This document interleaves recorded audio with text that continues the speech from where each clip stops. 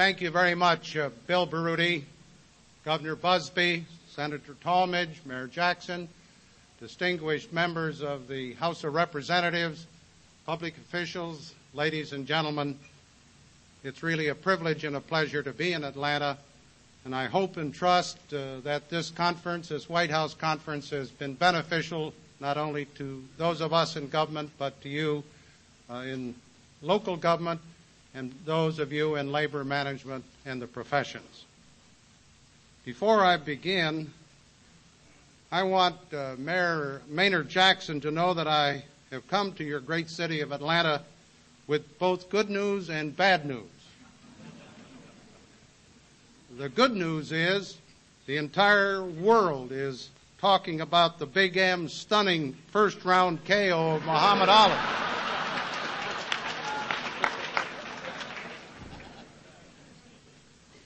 The bad news is Muhammad Ali wants a rematch.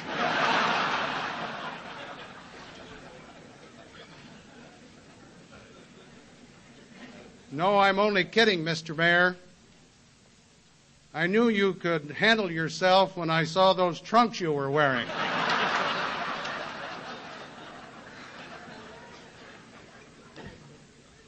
I figured anyone who goes around in pants like that better know how to fight.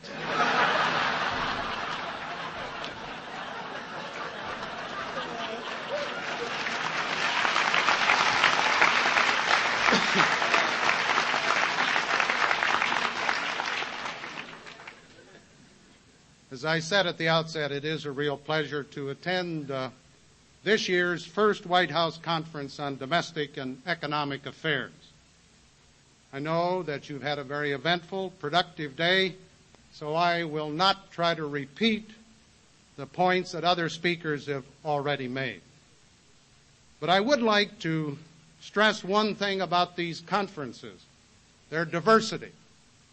Here in Atlanta, for example, as Bill Baruti indicated, some 15 different Georgia organizations have participated, organizations representing the whole spectrum of labor, business, agriculture, civic activities.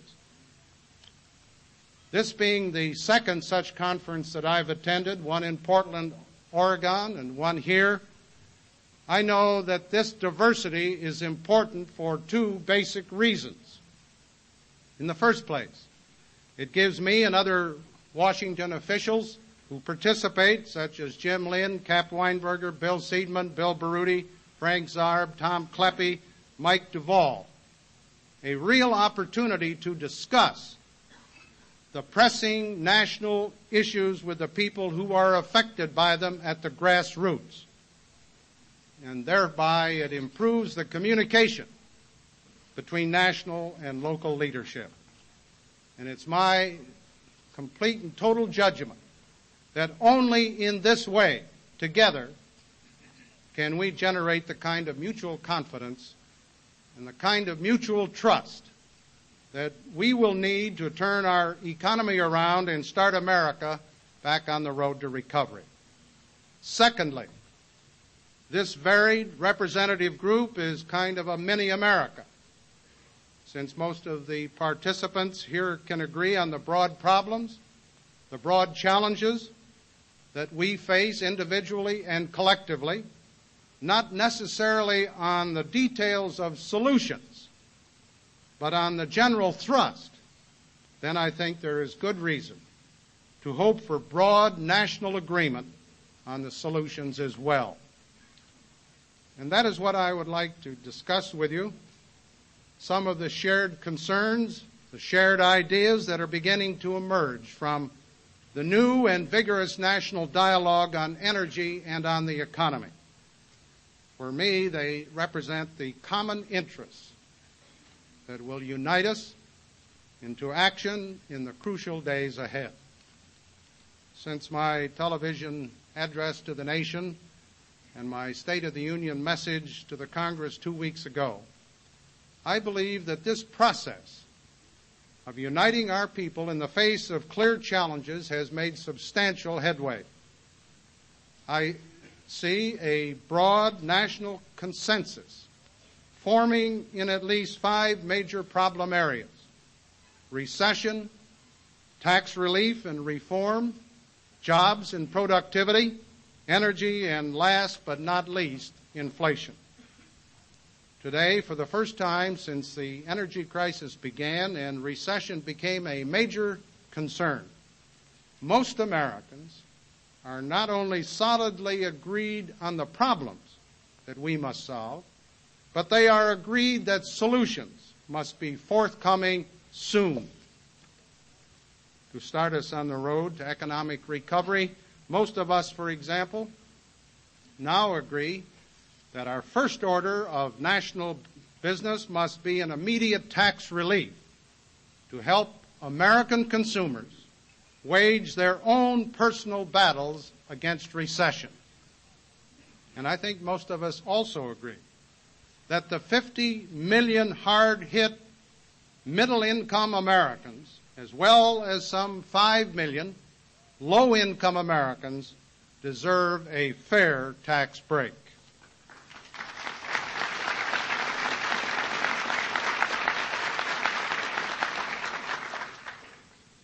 Quite frankly, I'm referring to farmers, teachers, reporters, editors, secretaries, salespeople, truck drivers, policemen, firemen, and other hard-working middle-income Americans who have carried the bulk of this country's tax burden.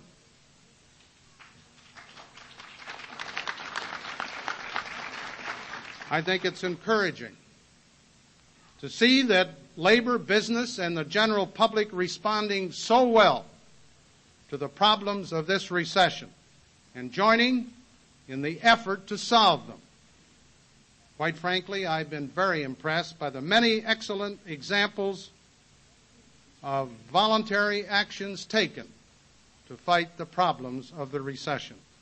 In a number of cases, workers in financially pressed plants, financially pressed businesses have agreed to share shorter working hours to prevent layoffs. This has happened, for example, in the garment industry in Los Angeles and in the newspaper business in Washington, D.C., and there are other examples around the country. I commend these enlightened efforts, for they are in the best American tradition. To me, it's very reassuring that our people are still willing to pull together and share hardships in difficult times. And let me cite another example.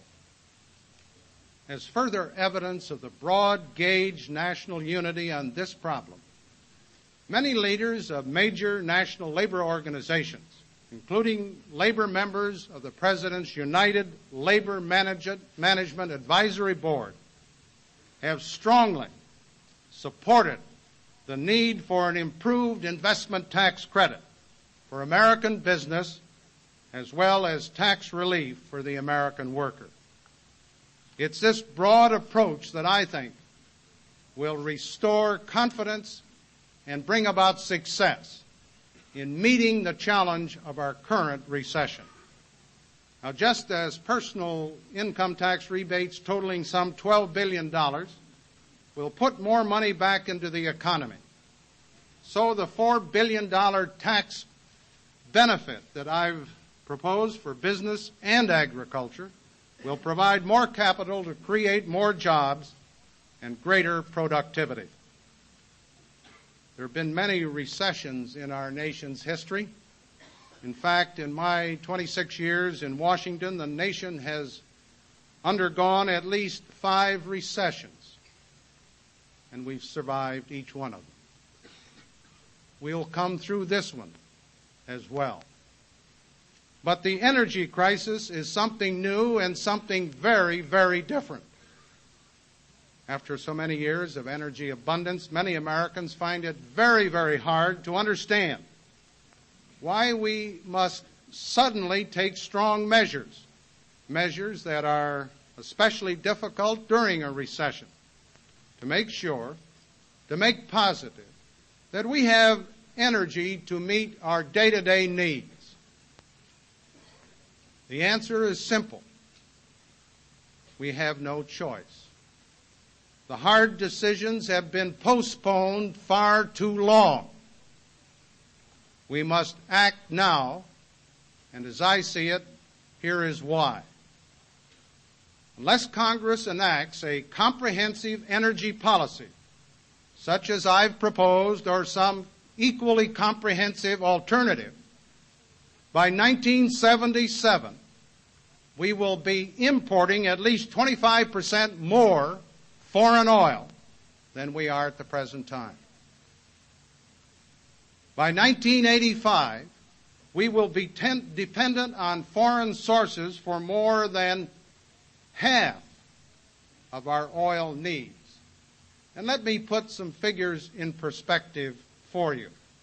In 1973, we were importing roughly 6 million barrels per day. We were depending upon about 10 million barrels per day out of domestic production. Despite a voluntary effort at conservation, today we are importing a little over 7 million barrels per day, primarily because our domestic production is declining.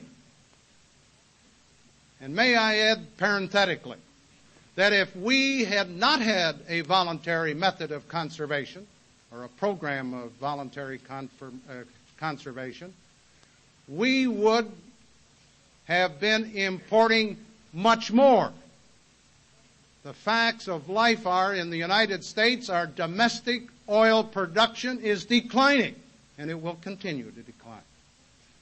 And let me give you some other figures that I think put this in perspective. In 1970, the United States was paying for foreign oil about $3 billion a year. In 1974, we were paying for foreign oil, or we paid, I should say, for foreign oil, $24 billion. In 4 years, from $3 billion a year to $24 billion a year. And if we don't do something about conservation as quickly as possible, by 1977 we'll be paying $32 billion a year. We can't afford it. We can't sit idly by and continue to be as vulnerable as we are, and as more so we will be.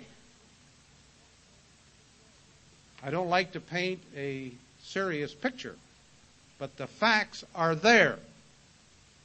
Our vulnerability is getting worse every day to foreign sources of oil. And that crisis requires that we act, and act promptly. And now let me add a few comments to that heartening picture.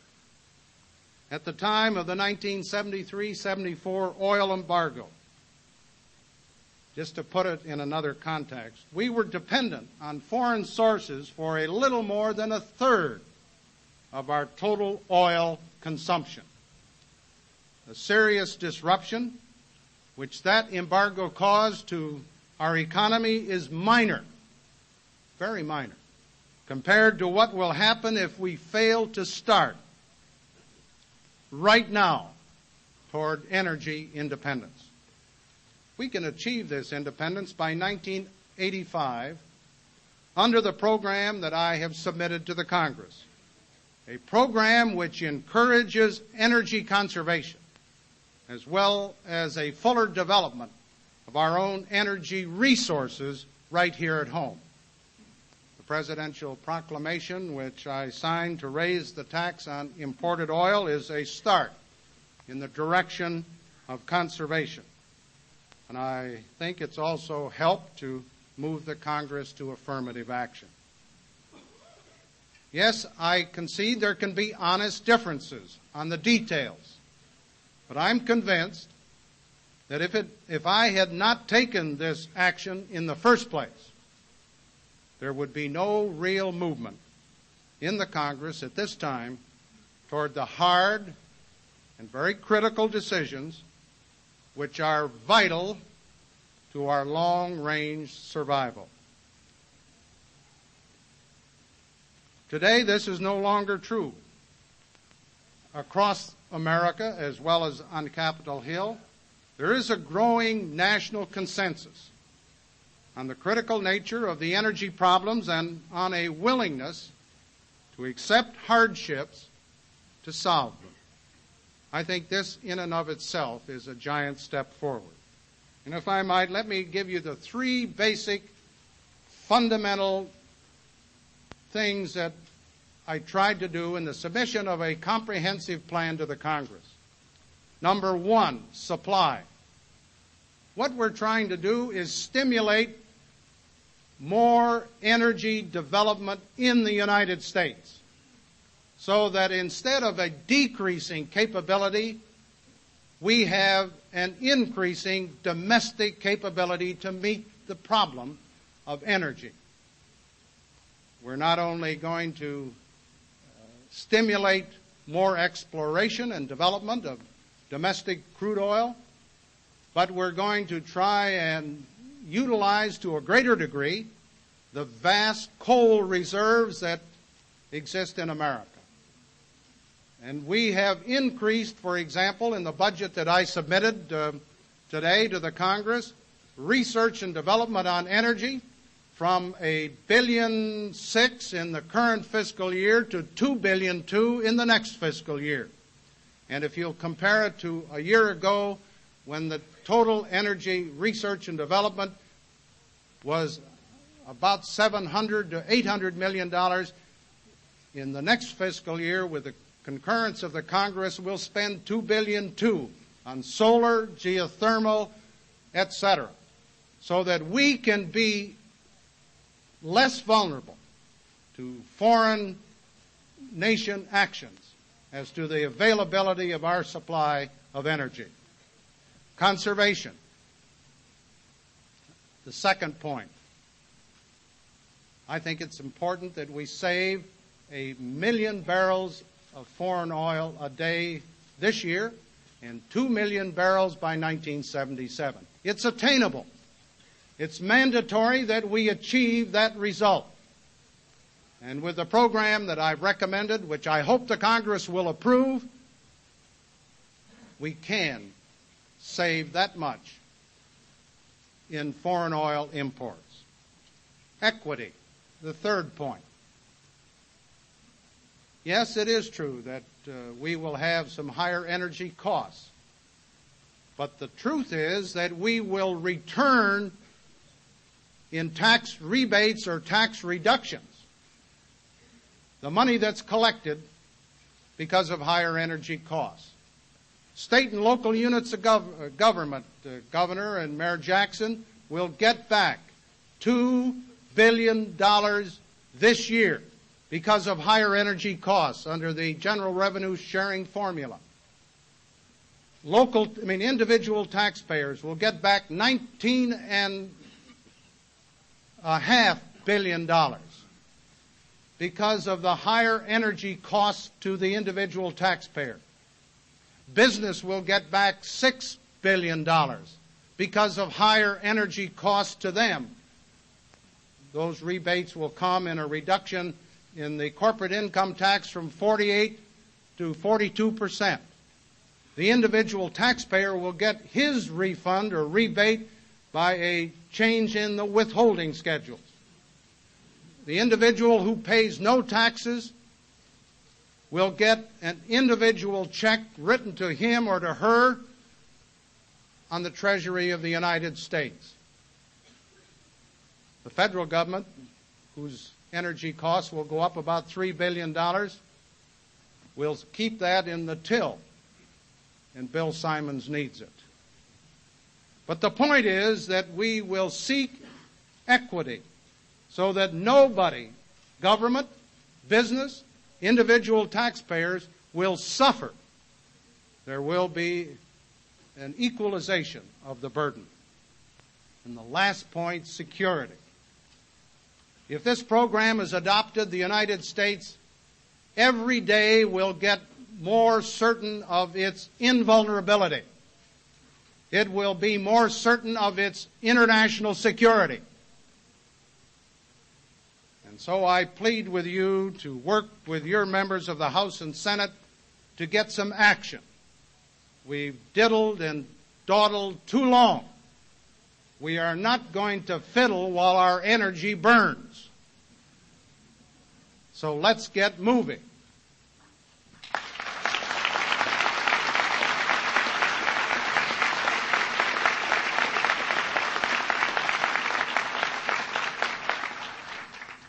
Another example, I think, of newly forming national consensus is the growing public awareness of the danger of inflation, and linked to it, the need to exert some sort of brake on runaway government spending.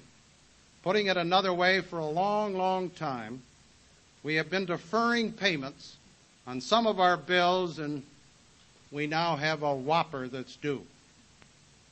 As you may know, I sent to the Congress before leaving Washington today, maybe it's a good thing I'm out of town, a proposed budget of $349.4 billion in expenditures for the fiscal year that begins July 1 of this year. The projected deficit for fiscal year 1976 will be $52 billion. A figure which would have horrified me as a member of Congress and horrifies me as your president. That's $1 billion a day deficit. $1 billion a week, not a day. It's bad enough a week. But, well, for my part, I renew my offer to work with the 94th Congress to reach mutually acceptable energy and economic programs. I have offered to them and to the American people a plan. If the Congress will come forward with one of its own, a full, comprehensive program, not just a series of individual criticism or conflicting pieces of legislation, I'm sure that we can iron out our differences.